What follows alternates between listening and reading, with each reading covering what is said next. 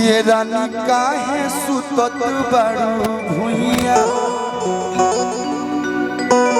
तो पूरा दहिया में चुभता सुइया हो।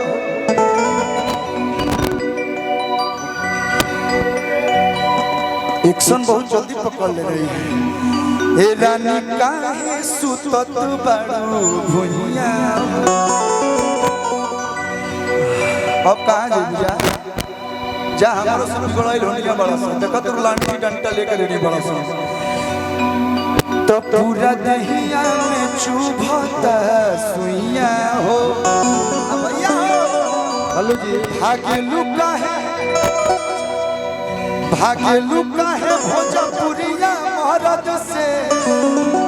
देखिए एक एक लोग इधर भी आते जाते रहिए काहे दिल तोड़ रही भागे लुका है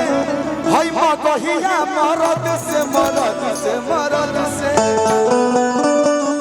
जितना भी हमार मरद क्षेत्र भाई बात एक बार हाला करके बता दलन हो ऐसा चिल्ला लो कि नेपाल के बॉर्डर तक पहुंचाओ जोर से और फिर से भागे लुका है भाई मगहिया मरद से अभी आपका वही डांस आएगा। अरे तुम हो भैया तुम हो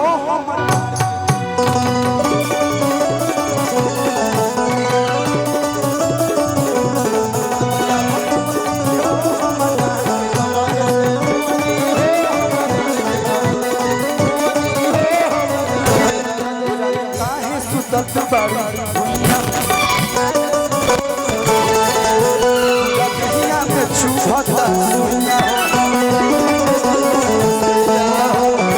भाग्य लुका है हई मुखिया मरद से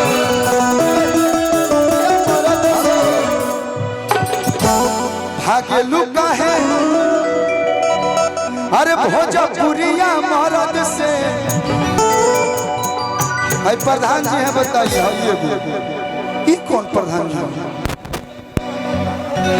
भाग्य लुका है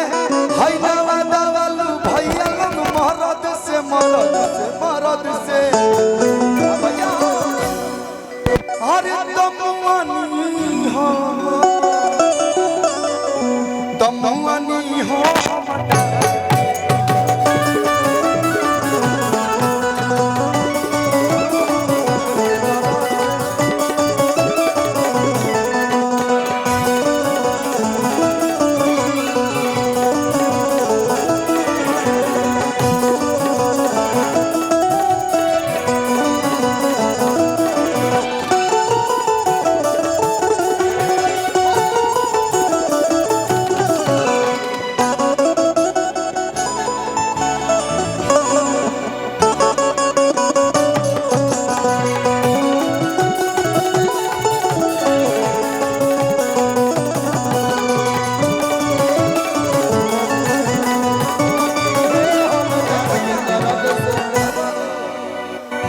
कि जब मरद के लोड नहीं सहबू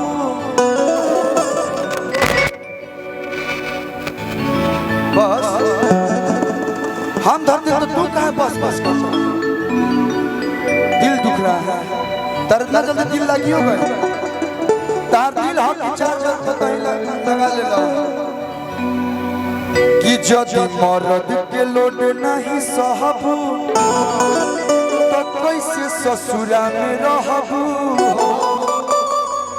हमर मरद प्यार नहीं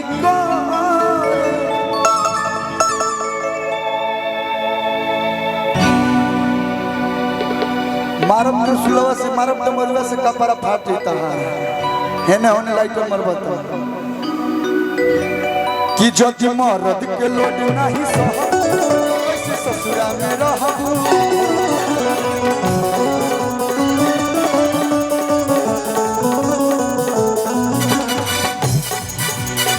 बिछाना छुट्टी कलू पंकज के लोभ से बिछाना छुट्टी कलू पंकज के लोभ से अरे तमुआनी हो भैया तमुअनी हो हम डाल के